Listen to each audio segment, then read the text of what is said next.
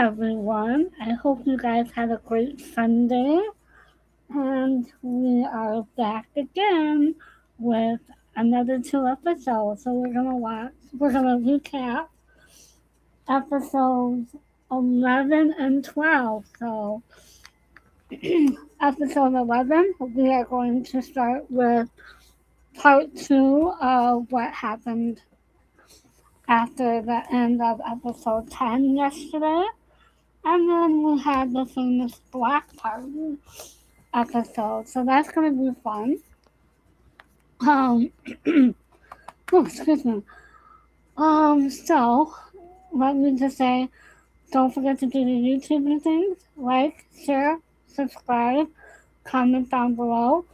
If you're in the live chat, go ahead and, hey co-host, go ahead and leave comments in the live chat. And co-host, you can hear me okay? Everything's good? Good. And Snowball should be on his own. He's been kind of chilling like a villain all day, so hopefully he'll stay that way and won't attack me again. Just kidding. He just only does that when he wants attention. So, also don't forget that I will have the We're Not Done Yet podcast link below, the Suzy Circle channel link below, and the No Escaping the Cul-de-Sac podcast link down below, as well as I put all of the knotslanding reviews on a playlist, so I will link the playlist down below from now on, as well as I also turn them into podcasts, so you can either go to the playlist or you can go to my podcast section and you can click on those, and they should be available for you to watch, and you can just kind of watch one right after the other, and they're all in order. So if you guys want to get some time and just have it on in the background, then you can. So it'll help get the views up, and we'll go from there. And don't forget to tell your friends who are not Swindon fans to come over and watch it or listen. So I think so. I know last episode it was kind of heavy. This episode is going to be kind of heavy. And there are a lot of notes on this episode. However, I don't think I'm going to play a lot of clips from this episode just because, once again, there's a lot of hospital scenes and a lot of medical jargon and a lot of talk about what Diana did try to do as far as, disconnecting from the machines and all that. So I'm just kind of going to see if there's clips that I can play that would be good, or if or we'll go from there. So let's just jump in. The first episode is season 4, episode 11, and this is Abby's choice. So we open with Abby, Brian, and Olivia at the beach house, and the kids fighting about the sandcastles. Gary comes up and asks if she wants him to take the kids somewhere for a while so that she can be alone. And she says no, that she wants the distraction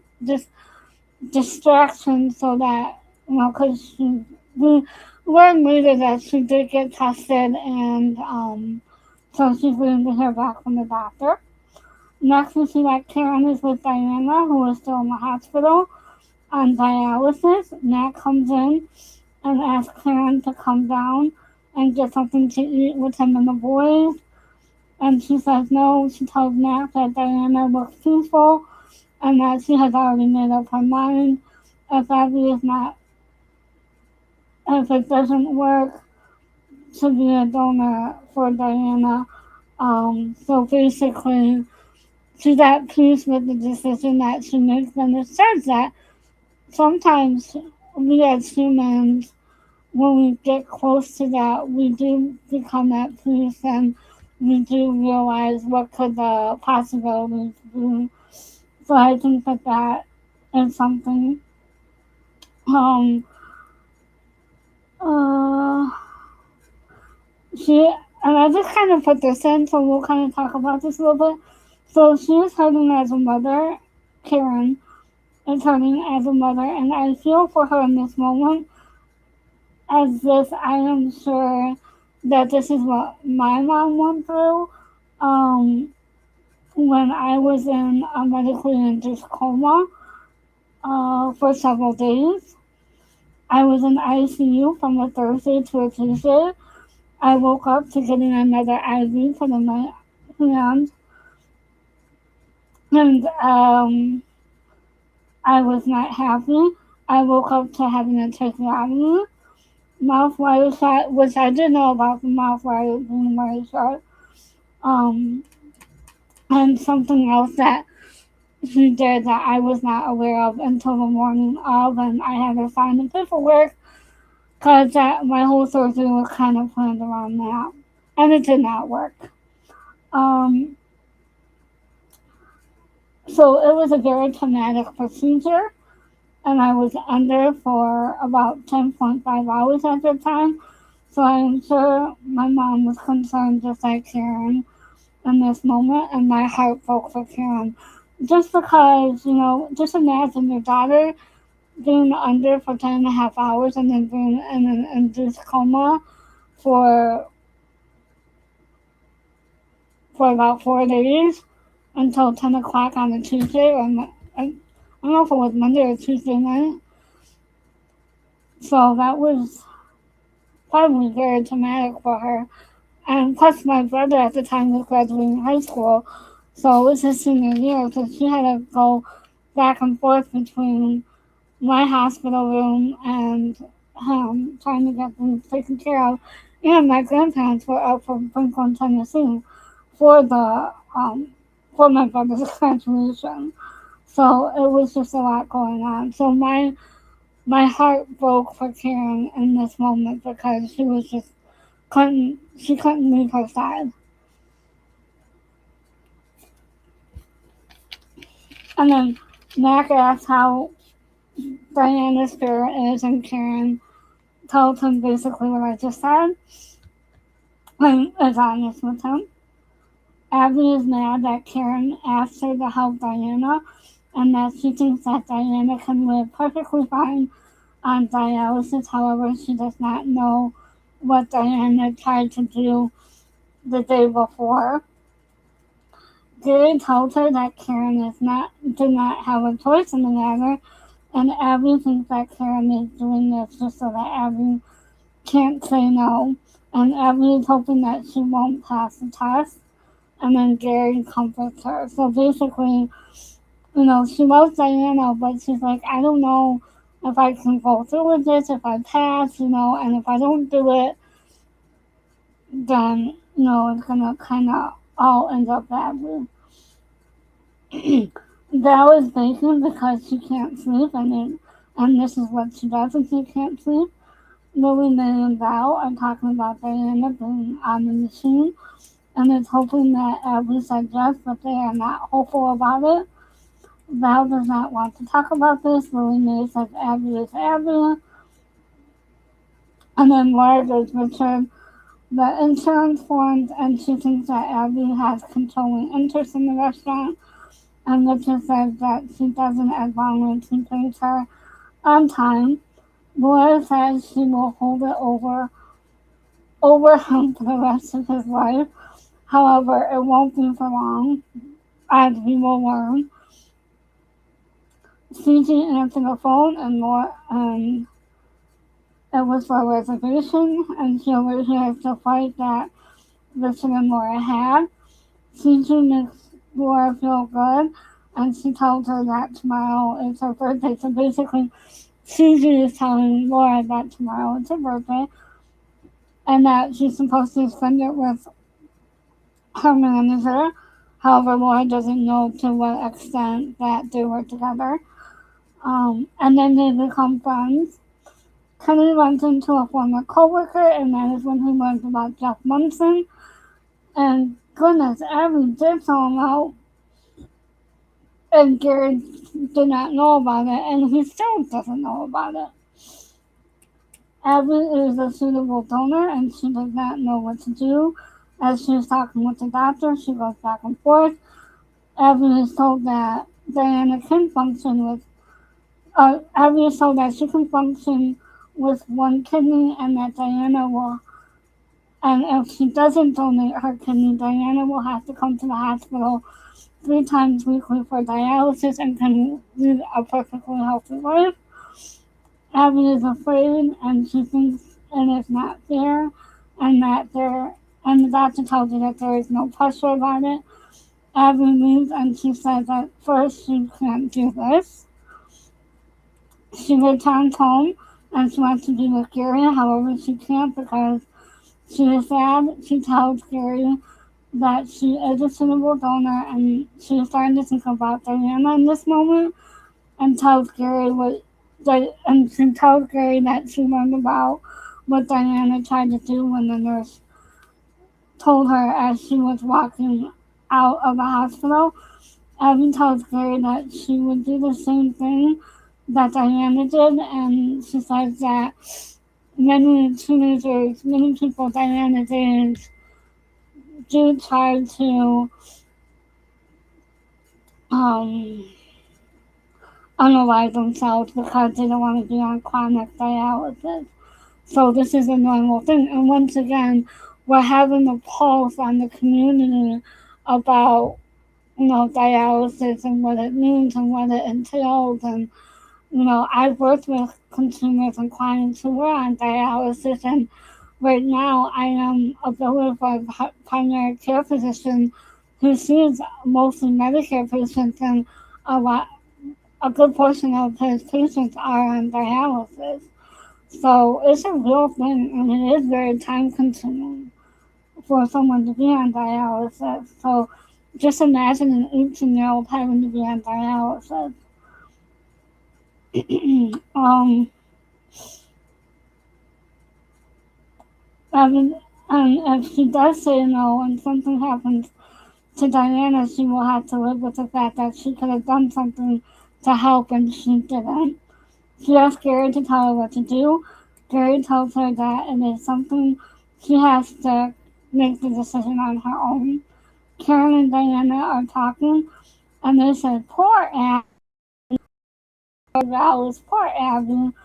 Abby walks in and wants to talk to Diana first before going to talk to the doctor. She tells Diana they are a match set. Diana does not want to take one of her kidneys, but Abby says, "What's mine is yours." So basically, Diana's like, you've been a friend to me, you've given so much to me. So she has a good relationship with her aunt, as opposed to what her mom's relationship is with Abby.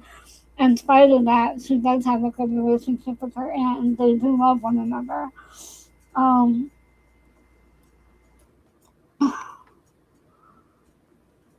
Kenny and Ginger are staying with Olivia and Brian while Abby's in the hospital for the surgery, and he wants to talk about the sale of the company.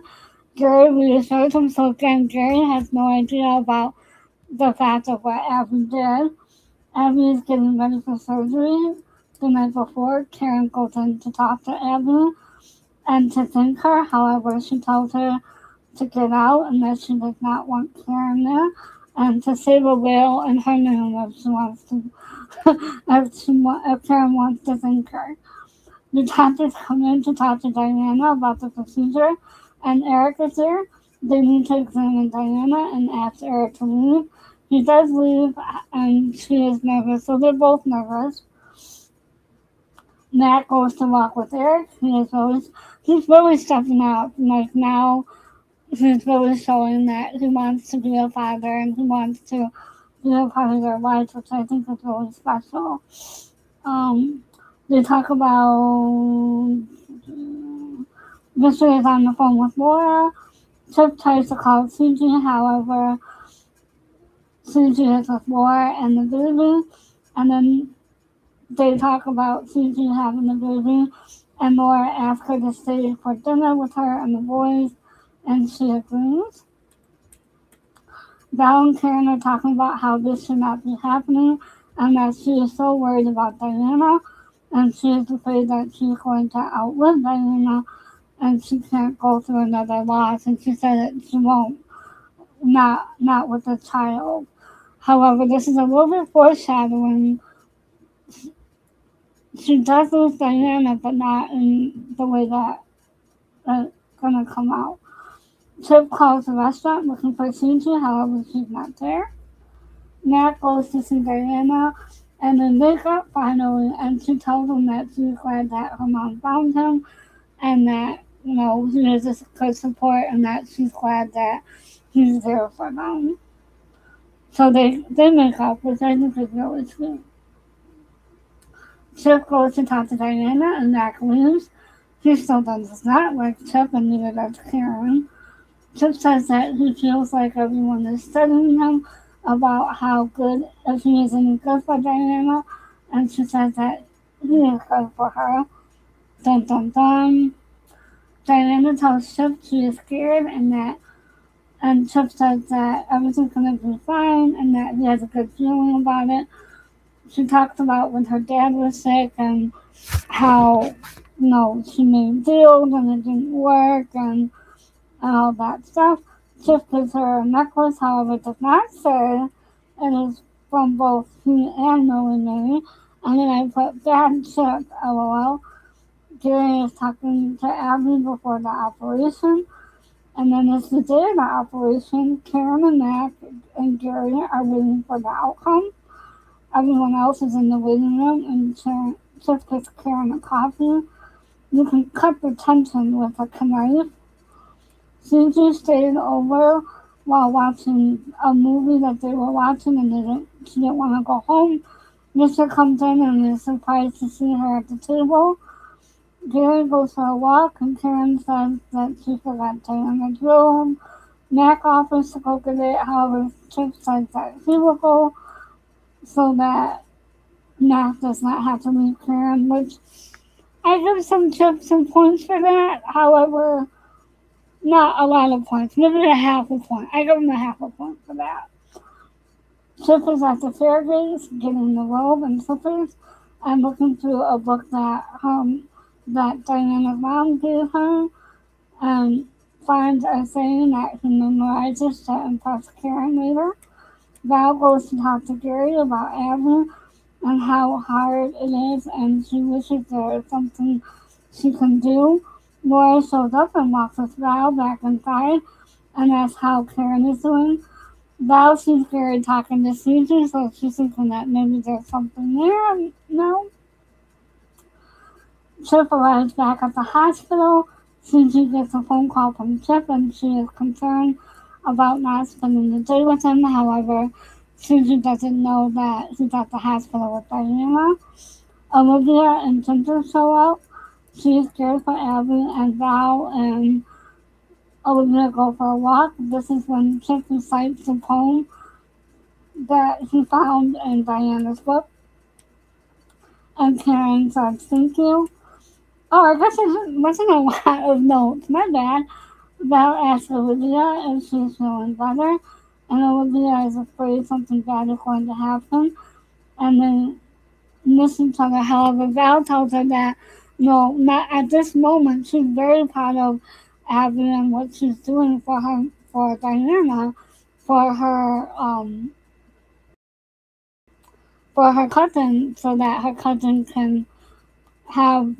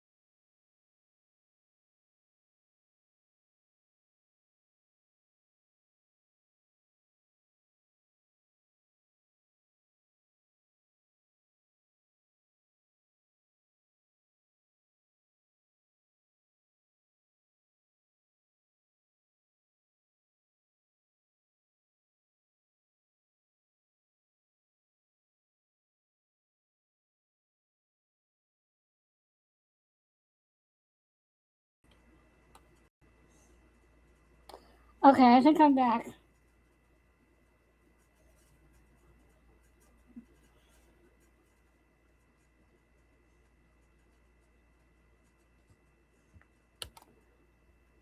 Hold on. I think I'm back. Can you hear me?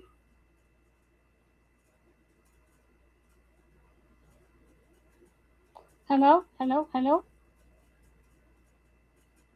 Now can you hear me? Hello? Okay, there we go. I forgot where I was. So we'll just go back to where I was like at.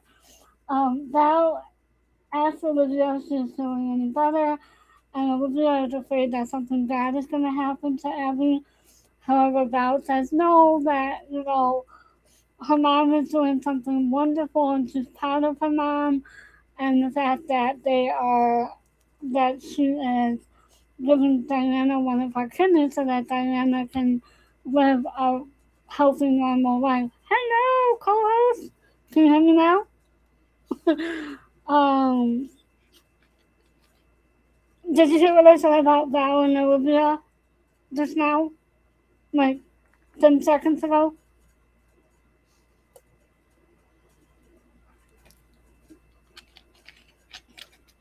My bubble is going up, so I'm guessing so.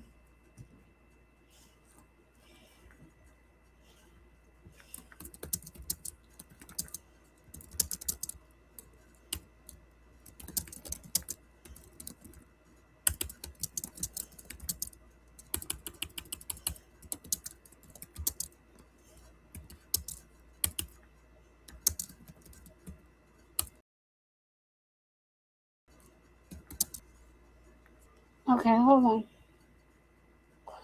Okay, cool. Alright. So, Val is basically saying to Olivia that she should be proud of her mom and that she's doing a wonderful thing and that she's going to be okay. That this is to help Diana and this is actually not going to cause any harm to her mom. And so then they kind of feel better and then they walk and go back inside. So the surgery went well and they are monitoring Diana closely. Eric, Michael, seriously? Seriously. Can you hear me?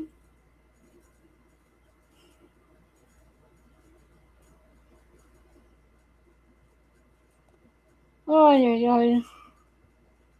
Hello?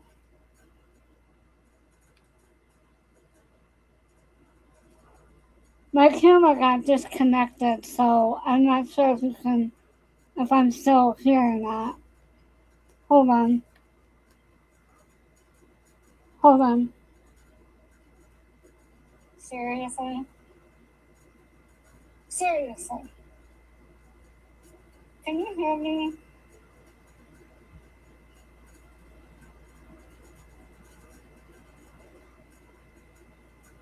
Oh. Hello?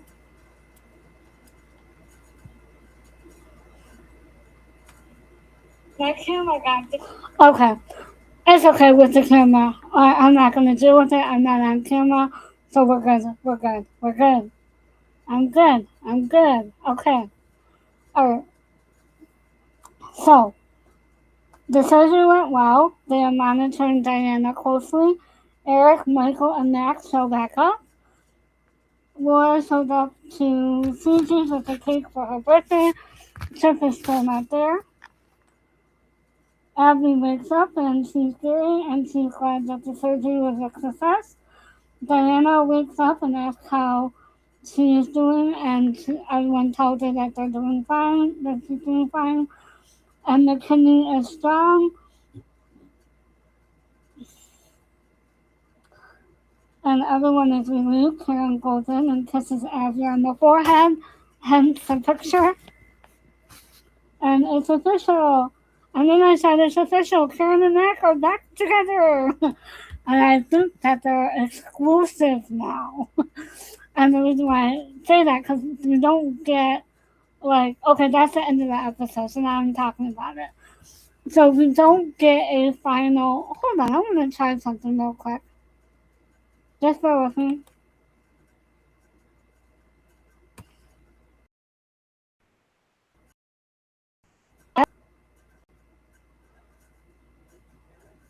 That is so weird looking.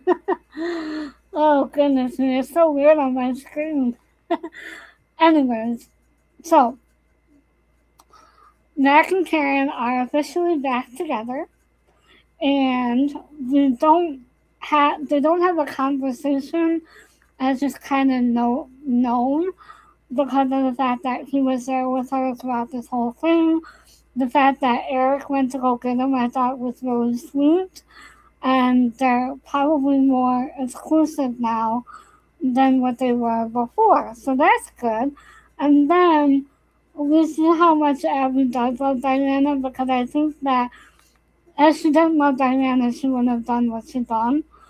But I think that was a hard decision for her because of the issues that Karen and her have.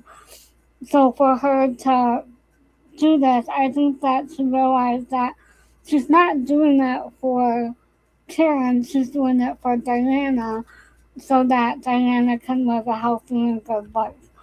And again, my heart broke for Karen in the first part of this episode because, like I said, with what I went through, and I think that any mother and knowing and doing, I don't want to say I was a medically complex child, but I did have a lot of procedures done. I did go to a lot of specialists. I did was in and out of the hospitals on some summers and for surgeries and stuff like that. I had a lot of dentist appointments and orthodontics and all this stuff. So I wasn't medically complex in the fact that I had something like chemically wrong with me. Like I didn't have diabetes, cancer, anything like that. It was more of a physical complexity to it.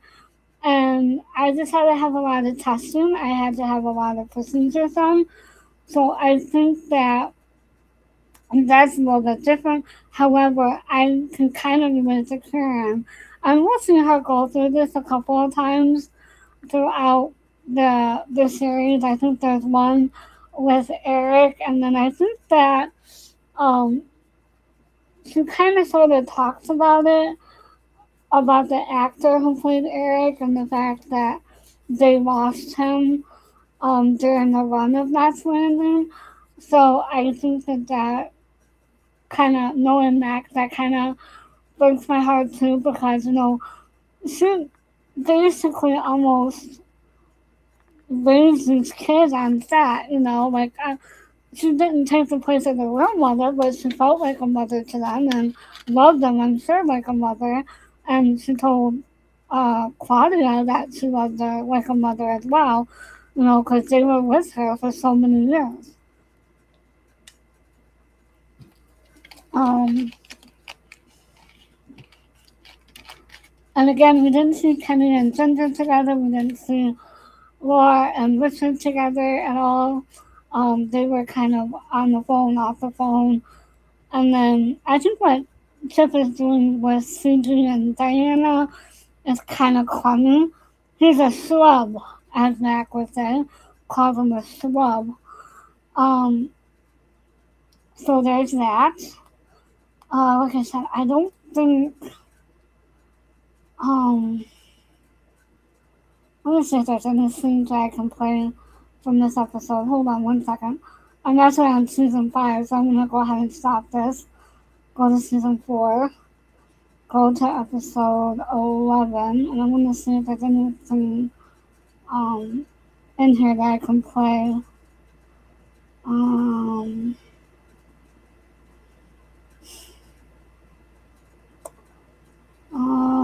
I take that back. We did see Richard and Laura at the restaurant when she gives them the insurance forms, and they're still kind of fighting.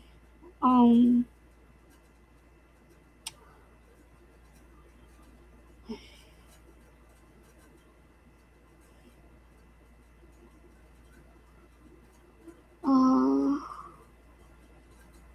okay. I guess I can play this scene. I'll play this scene right here. Okay. I'll play this scene. Alright. Hold on, I'll play this soon. Hold on. Let me go back.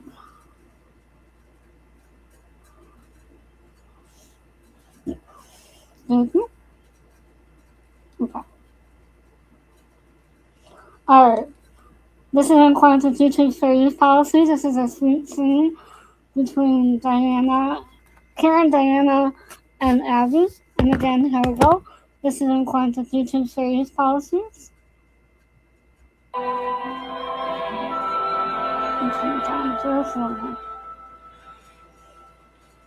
Mother, you've been here so long. You're allowed to go home, you know.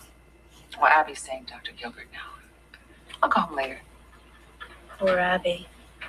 I hate to put her in throw. Again, poor Abby. Instead of poor Val, it's poor Abby.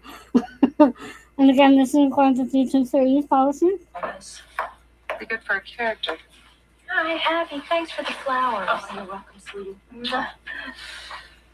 Karen, I'd like to speak to Diana alone. Oh, well, have you seen Dr. Gilbert yet? I'd like to talk to Diana first. But Dr. Gilbert... Karen. Mother, please.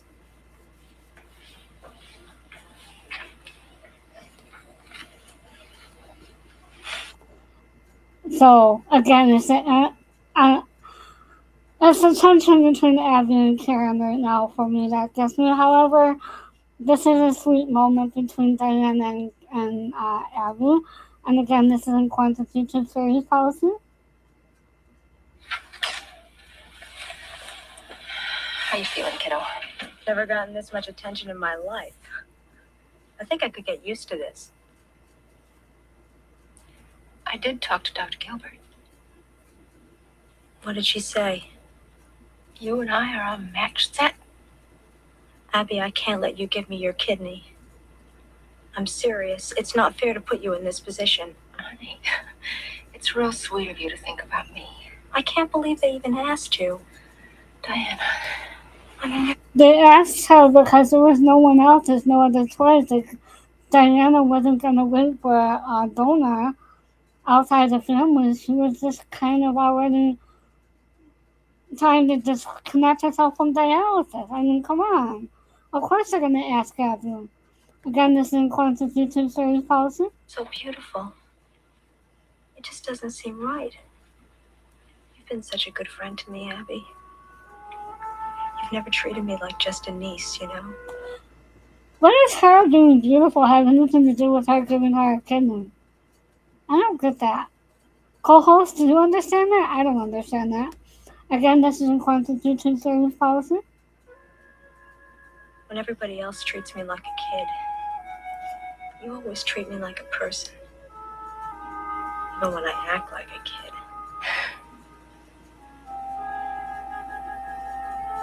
Maybe I'm sounding stupid. But you've given me so much, I just don't think I can take anymore. I can't. So basically what Diana is saying is that she sees Abby as a friend, not as an aunt, and the fact that she's always been there for her.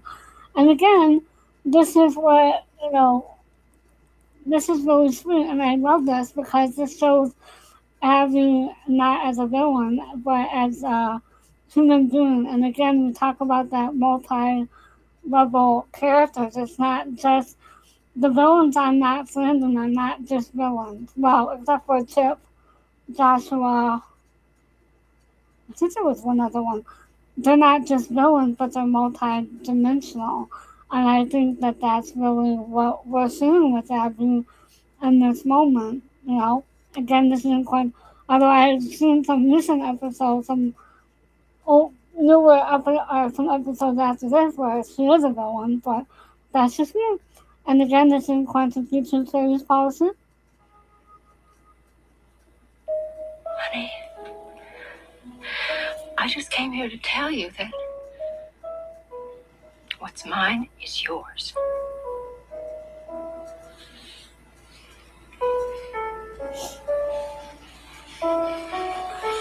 Okay, so they talk about that soon on the podcast for her and donnamills talk about Diana.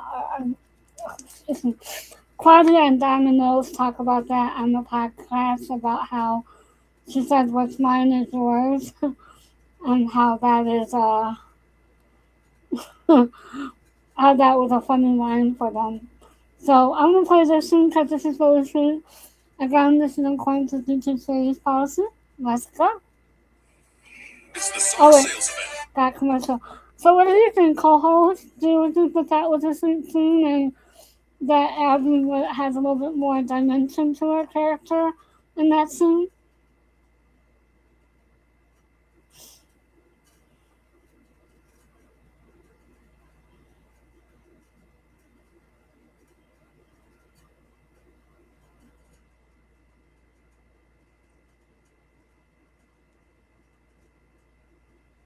Oh wait, hold on.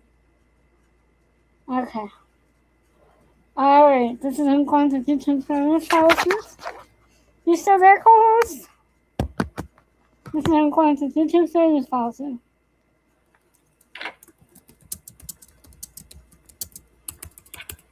Dr. Burrows. Hi. Oh, Hi. Dr. Burrows. How's the patient? She's hanging in there. Good. Because I just saw your doctor in the cafeteria and she made me nervous. She was down there eating kidney beans. So there goes Mack. Oh, okay, cool. Yeah, it was sweet of that.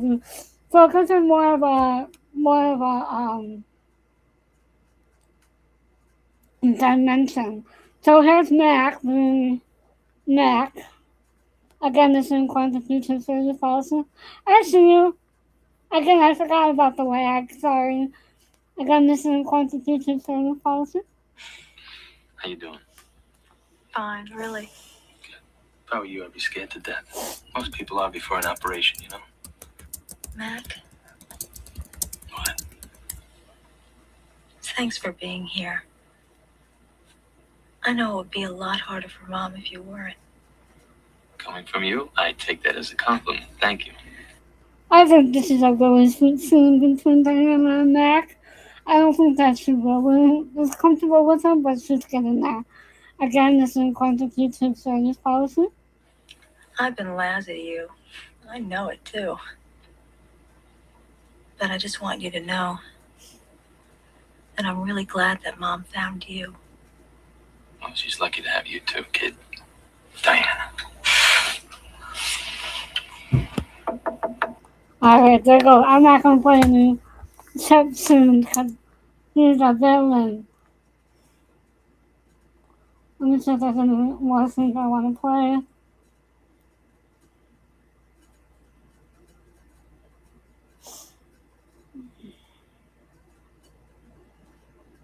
Yeah, like I said, I'm not gonna play a lot of scenes from this episode just because.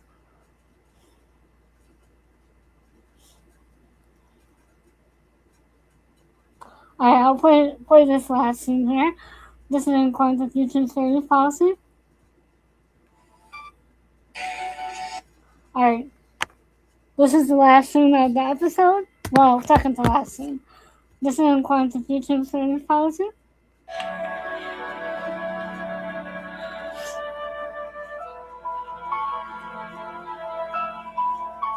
Diana's waking up. How am I? Still waiting to hear about some things. You look like the ultimate video game. You kidding? She looks beautiful. Diana's new kidney's doing just great. We're very All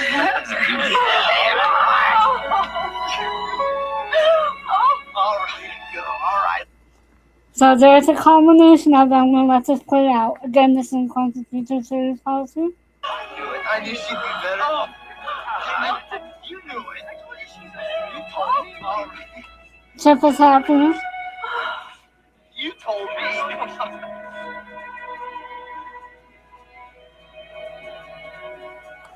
And then that's when Karen goes in to kiss her Abby on the forehead, like in the picture that I have up on the screen. So that was a really sweet episode. Again, I'm glad that it ended the way it did. However, there's a little bit of foreshadowing in it because he talks about losing Diana, and she will lose Diana, and that's coming up later in the season. So we'll get there. Let's see. And I think it was really sweet that Diana and Max make up and tells her tells him that she's proud that, or she's glad that he's there for Karen. So, children can change their mind about something, and I think that it took an emergency for them to realize that they all need each other and that Mac is good for the family. Diana may not always agree with him, but I think that he is good for the family. So this episode, the next episode, is season 4, episode 12, and it's a block party, and we open with everyone getting ready for the block party. So they're all either outside setting up, or they're over at Karen's getting ready for the block party and putting goodie bags together and such. And then we learn that Mack's dad is coming into town, but he's taking the bus, and Mack is getting ready to go pick him up. Diana is home from the hospital and up from bed, and Karen wants her to go back to bed. However, she's refusing. Mack and Michael are talking about his dad. Chip wants Chip wants Kenny to raise the platform for CG, and Kenny tells him to raise it himself because he invited Jeff to the party. Laura is helping Karen, and Diana is still refusing to go upstairs. And Chip comes over to the fair gates, and he tells her to get upstairs, and she does. And then the next scene, everyone is getting goodie bags ready for the party. Mack's dad is impressing everyone, and they ask about his name and what the M stands for, and we finally learn that it is for Marion. So Mack's name is Marion Patrick McKenzie. And then they talk about how come they call him Mack and where he got the name Mack from. Lily Mae shows up with her auto harp. Surprise, surprise. Chip and Diana are kissing in her bed. However, he does not want to go too far because of her surgery. Lily Mae performs. Everyone is laughing while Val is a little bit embarrassed. And then she finishes and she asks for any criticism, and Val says, I wouldn't touch it no matter what. Everyone is hungry, but Mack and his dad go out, and his dad talk about the music with Lily Mae that she just played. Mack and his dad end up at a not so good joint, and they end up getting into a fight, and by that I mean they get into a fight. Goodness, and I said goodness, and this is where his dad is drinking a lot and tells him that he has cancer and he may not have long left. There are babies that get the wrong signals crossed. Chip is leaving the fair gates. Val and Karen are talking about him as he leaves. Karen wants to do the block party so that everyone can get to know each other because there's so many new people in the cul-de-sac. CG and Chip are together and tells her that he talked to Jeff. However, I doubt this is true because, as we know, Chip does lie a lot. And then he wants him to sign a different contract with Jeff Munson. Mack and his dad are back at his house, and they go to bed, and we'll talk the next day. I think Mack wanted to be with Karen that night, but his dad's in town. Mack wakes up to his dad looking at him, and they are starting to talk about what his dad is going through, how they get into a fight about him being in the hospital, and to make the decisions when the time comes. Mack walks out and goes to talk to Karen about it. Karen asks him why he thought it would change. Sounds like Mack's dad was pretty tough on him and the way he treated his mother and his sister. Mack thought that losing his family members would somehow have changed him. However, it did not change him. They had to be around for the holidays no matter what, and then they talk about the kilt so that they can keep their traditions alive. And for tradition, again, she's wearing a red robe, which I think is something that she's had throughout the whole series. Richard and Laura have a booth at the block party, and while Laura is talking to Susie, Richard is setting the food out and he wants her help. However, they're still talking. Abby drops Olivia off at the block party, and then she tells her to call when she tries to come home, and Olivia makes a wisecrack like, "Call from call who? Call from where?" And she goes, "Well, because she said no one is really talking to us over here anymore." And she goes, "Okay, wise guy, they're still talking to you." So I think that was a cute scene. Jeff shows up. Oh, I'm sorry. Mack is going to look for his dad, and then Karen takes over the booth and sees Olivia and hugs her and her friend. Jeff shows up and Chip takes CG to go talk to him. However, he goes to see Val instead. And then Diana sees Chip kiss CG and she is not happy. CG is singing, and then Lily May and her will sing Will the Circle Be Unbroken. And I say that because I know the song. I love the song. I'm not going to play the song, but it's a traditional country music song that Mother Maybelle Carter and the Carter family did. So it's a very traditional country music song from the first family of country music. So if you know, you know. That's a little bit of a country music history. And then I put that this is just as a side note. Lisa Hartman, well, we know her as Lisa Hart. I know her as Lisa Hartman Black, looks happy to be singing with Julie Mills on the song. So I can see that, and then I can also tell that Val is proud. However, I wonder how much of that is Val and how much of that is actually Joan Van Ark, because I know that Joan and Julie were close before knotslanding. So so that's kind of interesting. And the camera kind of pans around as Val is walking behind people, and then she stops at Karen and Mack, and Karen's having a good time, but then she does see Mack, and she puts his arm around him and just kind of comforts him. Um, oh wait, I'm sorry, I take that back. So Mac realizes that his dad left and took all of his things, and then Mac cries, so he's back at his apartment. Jeff goes to talk to Kenny and wants to have him come on as a producer, and Kenny refuses. Mac is back at the party, and Karen can tell that he is not happy, that he is not himself, and she puts her. This is where she puts her arm around him to comfort him. Party, like I said, this episode is a big block party, so there's not a lot there. So the party is over, and the woman is looking for a specific piece of paper, and Mac's dad shows up and asks her to give Mac the coat, and she refuses. He puts the coat on, and they are dancing on the stage, and Mac is so upset and is trying to figure out where his dad is.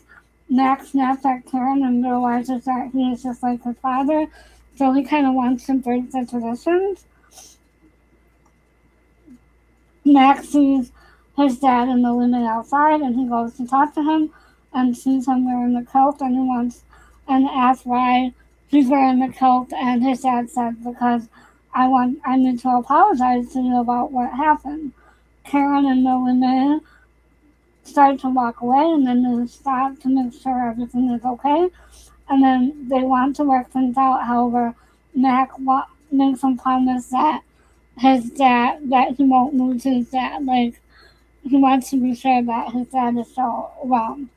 So that's the end. So basically, we get a glimpse into Mac's history with his dad and his mom, and like what he went through as a child, and how. And this will come up. I haven't seen that episode, but this will come up eventually again, and later seasons. Like I said, I haven't gotten to that season yet. I don't think. I'm not sure what season that's in. Hold on. I'm done talking my throat dry. Hold on.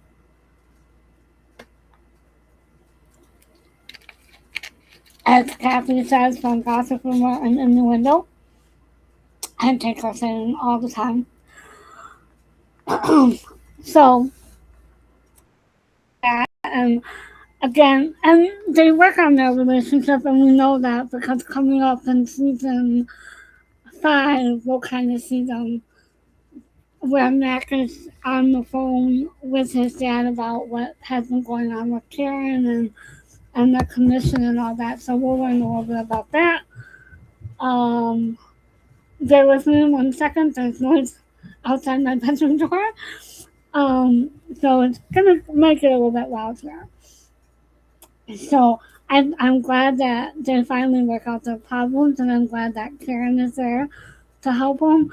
I'm glad that that was somewhat part of her mom singing in this episode, and I'm so glad that we got to see Louie Mae sing with Julie Harris sing with Lisa Hartman Black. I think that was a little bit of a foreshadowing there for Lisa Hartman Black to end up with a country music singer. That's just my theory. And Snowball is still sleeping. Hi, Snowball. He's just chilling like a villain. So, and again, we still see that Chip is two-timing Diana and Suji. I can't get over that. And again, we don't see a lot of Richard and Laura and Ginger and Kenny. I think because they're starting to fade Kenny and Ginger out, and they're also kind of starting to fade Richard out. So I think that that's why they're starting to show the strain and the relationship between Richard and Laura. So I think that it's gonna come up in the next couple of episodes. But well, no, not the next couple. Later episodes in this season where Kenny and Ginger fade out and then Richard fades out. So, and again, Kenny is part of Ginger, so that's not that they're just gonna kind of just leave on good terms. Um, I'm trying to think what else of that episode, because like I said, there's not a lot there. It was just focused on Mack and his dad and their relationship and how Karen is there for them. But other than that, it's just a block party. Who loves a good old fashioned block party? You know? Um, Let me see here if there's any scenes that I want to play from this episode.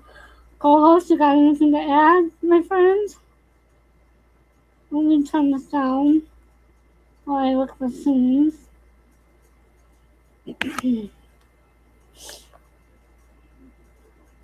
These episodes, there's not a lot to talk about just because they're major episodes.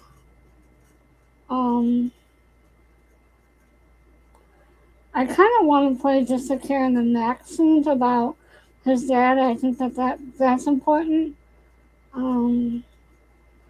Karen's still not sure about Chip. She talks to Val about it, and Val is still saying that she feels uncomfortable around him, and she's not sure why, and so that kind of worries Karen a little bit. So, alright. So what do you think about the Mack and his dad? I think that the way that they did that, it was kind of sweet, and the fact that they had to bring a little bit. I think they had to bring Mack's dad in to show that he had parents, because he didn't know where Mack. I know that Mack is from New York, but we don't know that much about him. So I think they brought in his dad to give him a little bit of background and to show the Irish side of him. That's just my opinion. So, alright. Yeah. And hey, I'm Irish, Scottish, Polish. I'm everything. So I can understand. I'm what they call a Heinz 57. I don't know what mostly I am, but I guess I'm mostly Irish from the hills of West Virginia and from the hills of West Virginia, and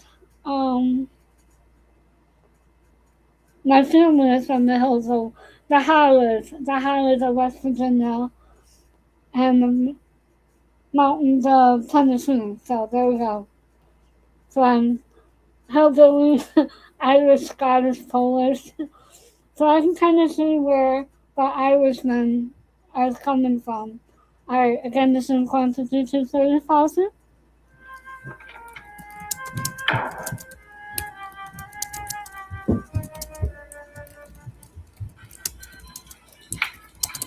Sounds like you were pretty tough on him. Yeah, well, someday when we have more time, I'll tell you all about him. The way he treated my mother. Like hired help. So, like, why wouldn't you just talk about it now? The missing facets, I don't know why they wouldn't just talk about it now. Again, this is Constitution 30,000. He cheated on her. My sister Megan, the things he'd accuse her of. She'd come home from a date and he'd accuse her of taking on the whole NYU basketball team, starters and reserves.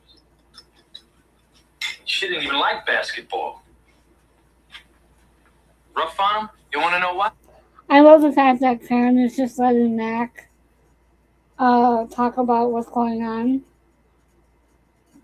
in his life. So, oh, crap, hold on. I goofed.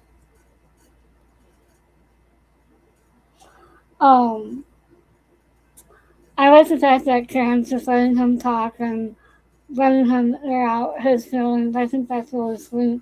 Because as we all know, Karen / Michelle likes to talk a lot. Again, this is going to feature 30,000. I wasn't rough enough. I should have slugged him. Mack. He's always been that way. How come you let yourself think that he'd change? He's got leukemia. He may die. I mean, that could change him, man. So he's saying that because his dad is sick, that could change him. That could change him. However, I wonder how much of it is leukemia and the fact that he drank a lot of alcohol the night before. And maybe that's why they got into a fight, because she was still a little bit drunk. That's just my opinion. I'm talking about Mack's dad, not Mack. Again, this is Constitution 30,000. Just lost my mother and his two brothers in the last 3 years. That could have an effect on him. There's always something, though, that kept you off guard. What? Sense of family. Always inflexible about it. So basically, he's saying here, like, even though his dad gives them a hard time, he still expected him to be at family members, at family functions, no matter what, even with how bad that he was treated as a child, him and his mother and his sister. Again, this is Constitution 30,000. Holidays. There's never an excuse for missing Thanksgiving or Labor Day dinners. Labor Day dinners? What's so important about Labor Day dinners? Oh my god, that's hilarious. Again, this is Constitution 30,000. And this Scottish brogue that he keeps going in and out of. And the kilt. Kilt? Oh, You mean like a kilt? yeah. And he was the only one of 3 brothers that were born on this side of the Atlantic. But he kept his father's kilt. And he wasn't afraid to wear it anywhere. Anywhere a family... So Karen is smiling at this because she thinks that's hilarious. And the fact that, he told her that he only wore it for special occasions. And again, this is Constitution 30,000. Commemorate anything? Kilt. Kilt. It's good to stop what you're doing, laddie. For the same reasons your father stopped. And wear the plaids that they wore. Just to remind yourself who you are and where you come from.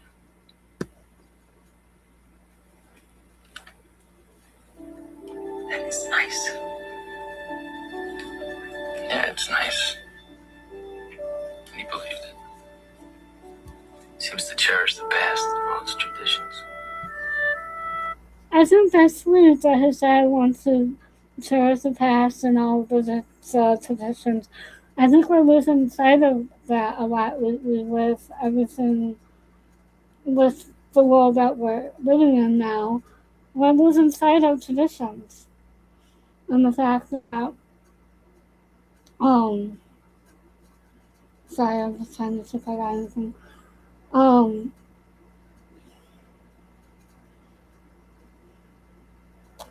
yeah, I think we're losing sight of some of these traditions because of the way that the world is nowadays. And again, this is going to future service policy. It's the present that gives him the trouble. Me too.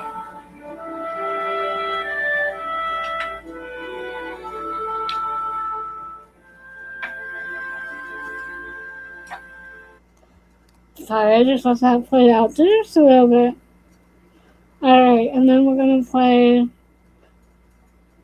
Oh, by the way, Mack is wearing one of Karen's favorite sweaters that were. Right? That's a tradition. We're losing sight of the traditions. Like, I don't know my family's traditions past what I had as a child. I don't know anything that my dad did when he grew up, or, anything that my grandparents did when they were kids, or, when they were in the hills of West Virginia or the mountains of Tennessee. I didn't know I don't any of even that. know. So all I knew was that they lived. All I knew was that my grandmother lived on the highway in West Virginia, and I'm talking the highway. I'm talking okay. So bear with me. I've been to Miss Loretta Wynn's house on the highway in Worcester Highway. My grandparents' house, my grandmother's house that she grew up in, was literally on a mountain in West Virginia. So going up that mountain, with my dad driving, not fun. Not fun at all. It was so scary. It was so high up, and the steps in the house were so deep. I got scared. The house scared the crap out of me. So therefore, I'm glad that we didn't go there a lot. We went there, I remember going there like 3 times. Maybe twice. Once on vacation, and then once when my dad's grandmother died, whom I didn't know. And then I think we went there another time for another funeral. I'm not sure. Because I remember going there during Halloween time, and we had a trick or treat in the mountains of West Virginia. That was not fun. Not fun at all. High on the mountaintop. Literally. So, I say all that to say that, we don't have the traditions that we used to have, and kids nowadays don't know about it. Like, they just learn the traditions of their family and then they carry that on. But, what did our ancestors do? What did they participate in? Who were they? Where did they come from? Like I said, I'm a Heinz 57. I don't know. I need to do a 23andMe test to find out what I am. Because I don't know what my traditions are. I don't know. All I know is that I was raised in the Church of Christ, not LDS, but Church of Christ, which is different. The Church of Christ is more like Baptist. So I was very, very heavy in the South. So in the South, you have the Baptist, the Southern Baptist, and then you have the Church of Christ almost on in every city, sometimes two in the city. And I actually prefer the Church of Christ in Tennessee, a specific one. And if you go on Facebook, you can find it, the Spring Hill Church of Christ. That's the one I like. I like their their services. I like their companionship and I just like them better. I think the ones up here just want to get people in the suits. That's just me. And that's kind of why my grandparents moved down to Franklin, Tennessee was for that reason because the church that they helped build was once big is now small. And they just wanted to get away from there because of the church politics. So, anyway, so I was raised in the Church of Christ, which is the church that a lot of the country music singers go to. I know that Randy Travis goes to. I know that Miss Lynn's family and her husband took the twins to a couple of times. So, so I'm well versed in that. And like I said, it's mainly southern, but there are quite a few up here in Michigan. Let me see. So I don't know a lot about my history. I hope y'all know a lot about your history because I don't know. I know nada about my history, and I think part of that is because of what I went through as a child and all the surgeries and everything like that. Like it was so focused on being in and out of hospitals, like I said before, and having surgeries, procedures, dental, orthodontics, and all that. So I think that was a little bit more important. And again, my parents were okay. I was born in '81. I consider myself a Gen X because I was raised with older parents. So that is my claim to Gen X and I was born exactly a month after Christmas.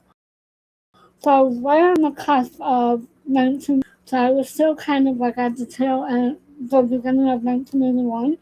So I feel like I am a Gen X just because of the way that I was raised. So therefore, my parents were more of a.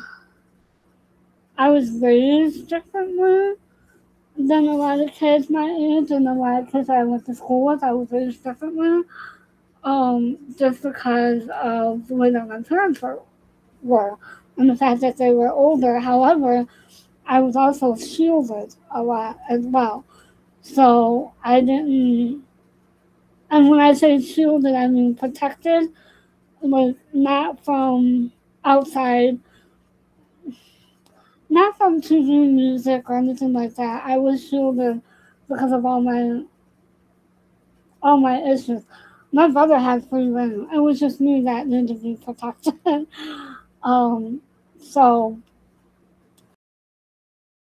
but we had to go outside and play and drink water from the holes and all that. So, again, and you can kind of see, I'll bring this back to knotslanding now because you can kind of see this shift in knotslanding because in the last couple of episodes, Michael and Eric were playing video. Michael, Eric, and Diana were playing video games. So video games were introduced in the 80s. So we can kind of see that in knotslanding.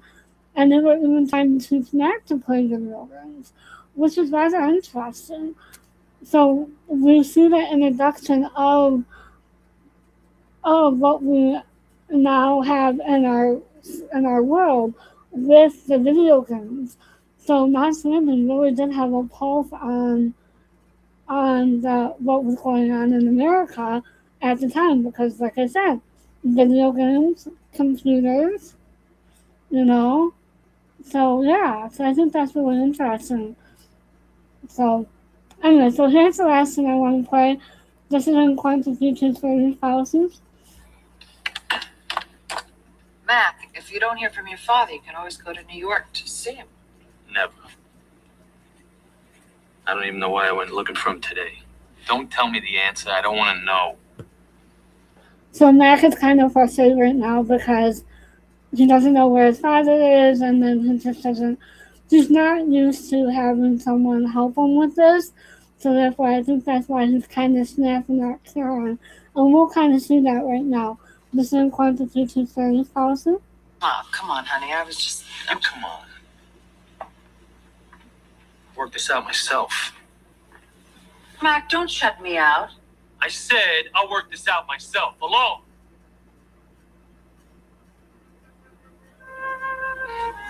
What I just did, that's him. Him too. So I think Mack is afraid that he's turning into his father, and maybe that's why he never really wanted to settle down. Now that we're watching this back, is maybe he didn't want to treat his wife and children the way that he got treated back, the way that he got treated as a kid, and the way that he saw his mom and sister get treated. He didn't want that for himself, so he was just afraid to settle down, get married, and have a family. So, again, this inconstitution totally policy. But T, keeping somebody that you love away, I'm like him, you see? And that's the worst part. I hate his lousy guts, and yet I'm like him. And I know it. That's probably why I never got married. Because I knew. What did I just say? I called it before I didn't play the scene, and I completely forgot that he says this in the scenes. I like one step ahead of Mack on this. Again, this is constitution series policy. I'd be just as crappy a husband and father as he was. Hey, Mac, we all see some of our parents' characteristics in ourselves. That doesn't mean... Oh, damn. What?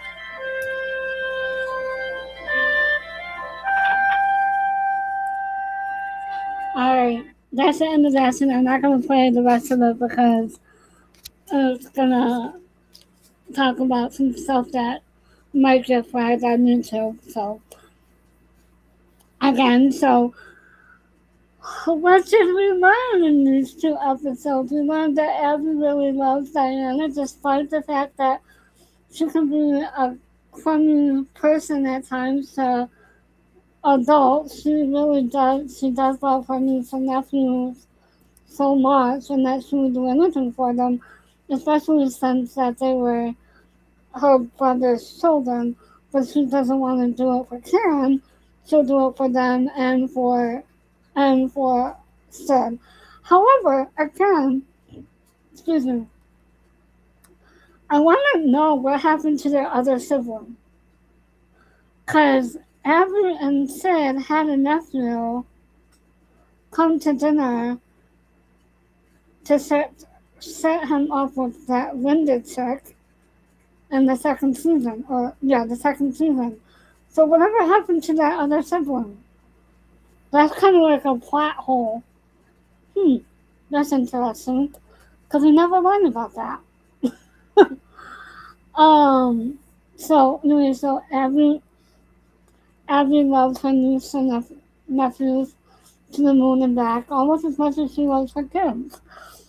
And she kind of struggled with the decision, because I'm granted that is a tough decision. Like, to want to donate a viable organ while you're still alive, that's got to be a hard decision for anybody. You know, and even if you're a parent, and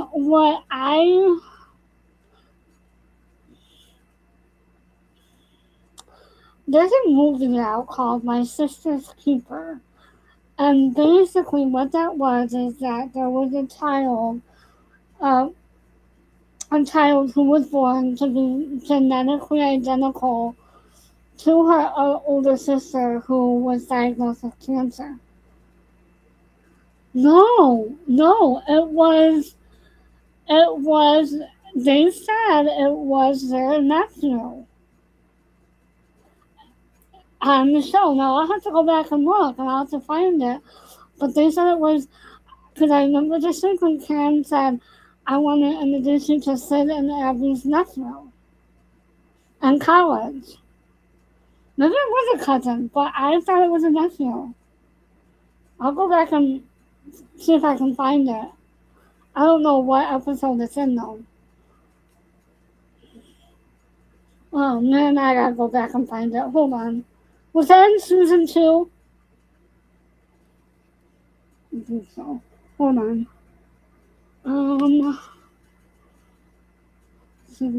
So anyways, So there's that movie about a little girl who was born just to be her sister's donor, and so they would always have to like um, do something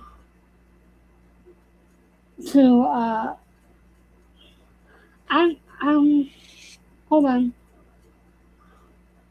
I'm trying to see if I can find it real quick. Cause now that's gonna bug the crumb out of me.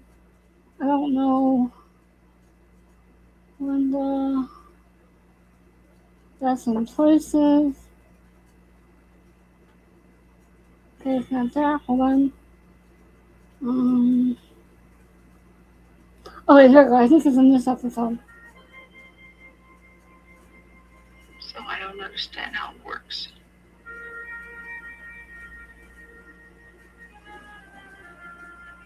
Oh wait, hold on. Val?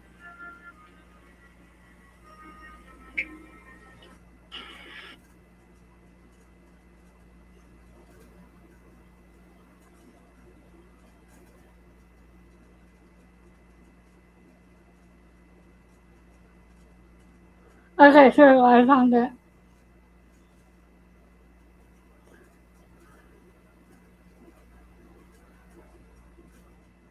Okay, here we go. We're going back to season 2. Ready? Alright, here we go. This is Paul Farragut, Sid and Abby's nephew. The See? Strikers. It's I'm gonna play that My again. right hand person. Ready? She certainly doesn't look like she's been working on cars. Paul. Alright, ready? This is according to Future Series policy. We're going back to season 2. Ready? Go. Linda, you look lovely. Come in. Listen, I'm sorry I'm late, but I had some last minute things to do at the shop.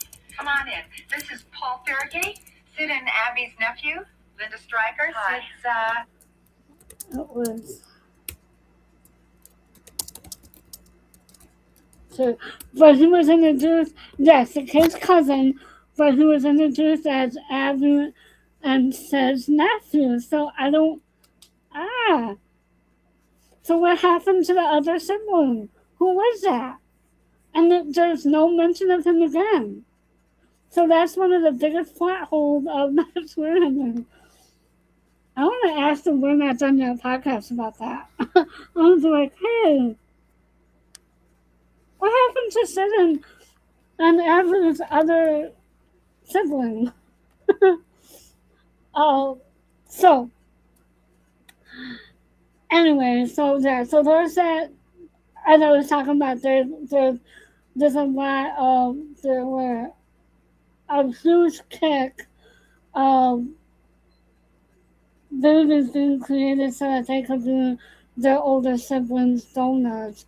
And so that kind of really shed a light on that. So I think that with Abby coming in and being a donor, that kind of showed the light that, hey, you can do this, however, within reason. So I think that is something to be shown.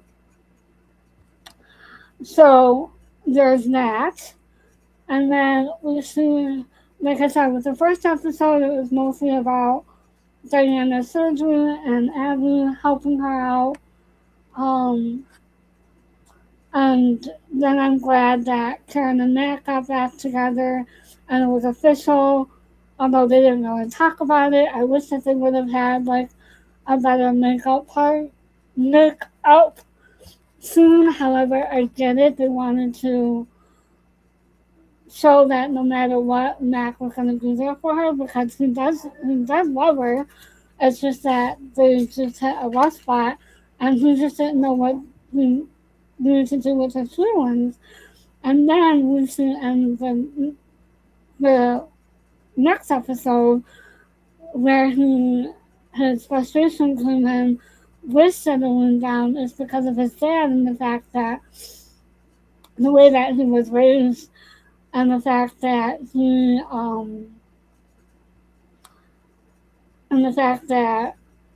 was too afraid of how he would be as a father and a husband. And I think, because a lot of people will say that Mack is a hothead, but I think that But I think that with that,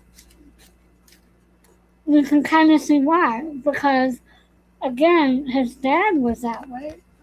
So therefore, I think that we can give Mack a little bit of a grace.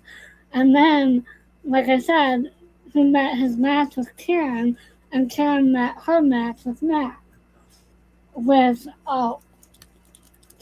with how they see things, the legality versus morality. So that's kind of interesting. Now let me go back to season 4, and I can tell you guys what's coming up next on season 4. Because even though I'm watching it, I kind of forget.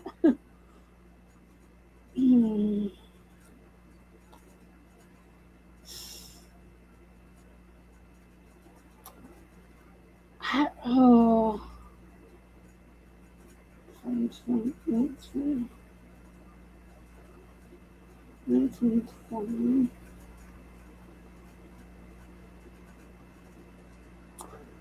I think tomorrow we're gonna have to do 3 episodes because you'll learn why. I'm not gonna say why. So tomorrow and Tuesday we'll do 3 episodes, and then we'll go back to 2, and then we'll finish out with season 4. I'm gonna say by. So if we do Monday 3, Tuesday 3, Wednesday 2, Thursday 2, then we'll enter season 5 on Friday. So we'll do. Yeah.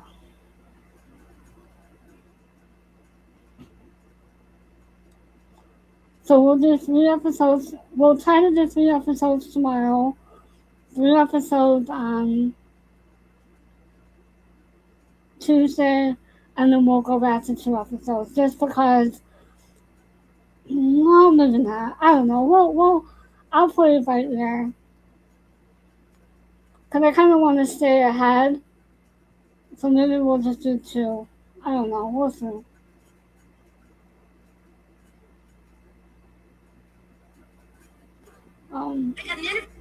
So yeah. So I think that is interesting with how we see Mack now. I see him in a different way. Like I see him. I can see where he's coming from as now that we know a little bit more about his background and the fact that he wasn't ready for a relationship, and then like he said, lo and behold, along comes Karen, and he's starting to want to spend more and more time with her. So I think that just really shows how much he does love her and he wants to be with her, and the fact that he's willing to put that to the test and be with her and her kids, that's amazing. And because he's walking into an instant family. And heck, they're already acting like a married couple, in my opinion. I mean, from day one, I think they were acting like a married couple. Co-host, what do you think? Do you think that they were acting like a married couple from day one? I think they were. Their relationship went way, way fast. So, and they do say that spouses who lose women and men who lose a spouse, they tend to get married quicker a lot of times because they're not dating just to date, they're dating to, you know, find someone. So I think that can kind of be why, like Karen was well, I don't think she was looking for Mack. I think that it just kind of happened. And she was taken aback by it. And again, their on-screen chemistry is very, very well established, and their chemistry all around is well established. And there's been a lot of people that say, oh, I wonder what Kevin's wife thought about this. And I'm like, Kevin's wife knew Michelle. They were all three the best of friends, so I don't think she had a problem with it at all. Because it does get a little bit,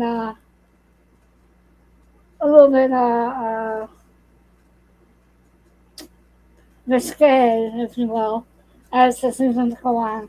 So I don't think that she made a big deal, and they trusted each other. So therefore, that's why they were able to go the distance and push the envelope quite a bit and go beyond what push the boundaries of censorship. And again, they're looking at the mid '80s into the '90s when knotslanding ended. So it was a little bit different. Plus, they were in nighttime soap. So they were nighttime, so therefore they could get away with a lot more than what shows in the daytime were could at that time. So I think that,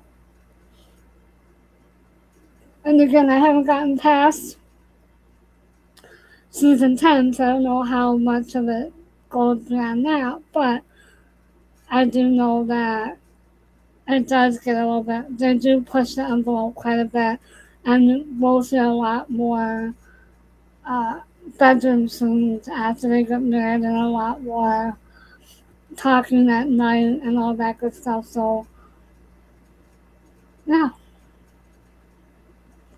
And then we get into some tough storylines. We get into Karen's drug addiction in season 5, and then the Wolfbirds group, and then, no, yeah, Wolfbirds group, and then the twin storyline, and then Joe Bennett, and then Ian Combs, and, oh, I'm sorry, Joe Bennett, and then Karen gets kidnapped, and then Ann comes, and Paige comes, and so it's going to be quite interesting as the seasons go on. They're going to get and more,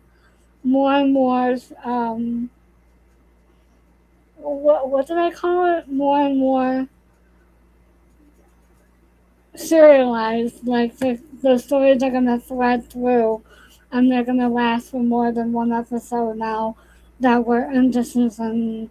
Well, I think once we get into season 5, we'll see a little bit more of that, especially with the end of season 4 into season 5. Um, so I think that, and again, I think there was a little bit of foreshadowing with Karen saying that she doesn't want to lose Diana. However, we'll see that in future episodes that she does lose Diana, but not in the way that she thought she would lose her. So that'll be kind of a good storyline. So I think Max just needs to get his act together. That's all I'm saying. He just needs to get his act together and realize that he is lovable and that Karen loves him, and they'll live happily ever after. Well, kind of.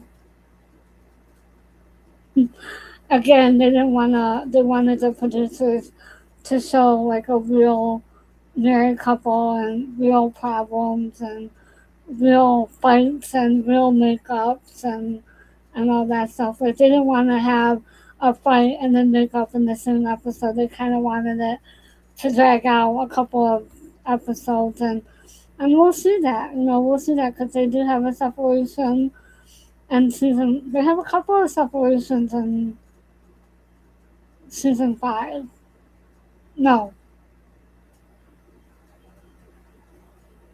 they have one in season. Is that season 5? The end of season 5 into season 6, and then again, there's, yeah, so they have like maybe one huge fight a season where you're not sure will they, won't they type of thing, and I think that that's what they wanted the producers to show. And they also did go to the producers and say that they didn't want to do soap opera kisses. Like they wanted to have like messy kisses where their hair got all messed up and talk while they're kissing and just like really just show a real couple. So I think that that's really interesting. Because if you notice, Abby and Gary don't kiss and fight and make up the way that Karen and Mac do, or it's different with them because they're the stable couple. They're the moral compass of the cul-de-sac. And then once we move to Lotus Point, they're the moral compass of the Lotus Point or any venture that they set out together. So, anyways, so it's been an hour and 30 minutes. I've just been chit chatting. Co-host, you got anything else to add? Am I right? Am I wrong? Please tell me. Was this a good? I kind of went off a little bit and talking about Mac, but he's kind of the focus of the season right now. Well, really, Diana and Mac was focus of the last 2 episodes. So while I wait for her, don't forget to do the YouTube things, like, share, subscribe, comment down below, turn the bell notifications on, and as always, don't forget that we're not done yet podcast. CG Circle and No Escaping the Cul-de-Sac is linked down below. Feel free to check them out, and then I will also link the playlist of the podcast to the description box as well. Am I right or am I wrong with some of this? I mean, tell me if I'm right or wrong.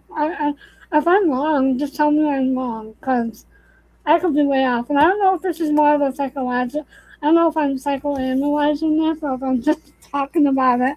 But I wanted to psychoanalyze these episodes. So I just think that, with the mother-daughter relationship, I think that is going to be tested. And then once we get there, there'll be a little bit more to psychoanalyze. And then I think in these coming episodes, there's going to be a couple of things to analyze as well. But like I said, right now, there's just not a lot to do. So, again, don't forget to hit the like button, share, subscribe, comment down below, turn the bell notifications on, and check out the links I have down below in the description box. Thank you guys for joining and have a great night. Oh, hold on. I minimized my screen to now it's funny. So, thank you guys for joining and have a great rest of the weekend. Bye.